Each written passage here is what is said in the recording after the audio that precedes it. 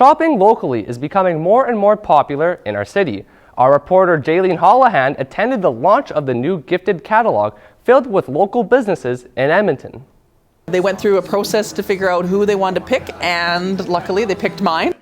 Colleen Heidegger's Sweet Tooth is paying off. Her chocolate business is now one of the 107 featured products that are to be in this year's 2019/2020 Gifted Catalogue. For Colleen, she says that by shopping locally, it helps her own little business grow. Over the years, little companies have come in where I can actually buy product from them. And through that, I'm actually able to impact their lives directly. And I'm just some little person in Edmonton. But for me, that's a way to showcase what they do. Associated with Edmonton Made, this is the third edition of the Gifted Catalogue. It showcases products from 9 different categories, from artwork to jewelry, even to clothes.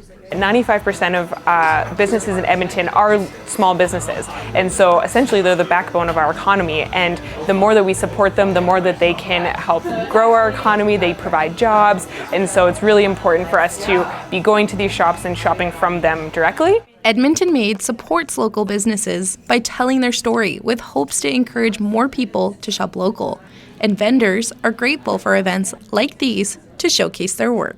We're all little small businesses and we're all trying to make our way in the world.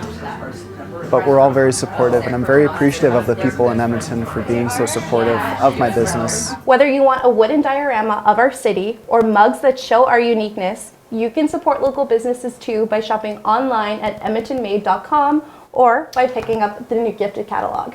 For Neat News Watch, I'm Jaylene Hollahan.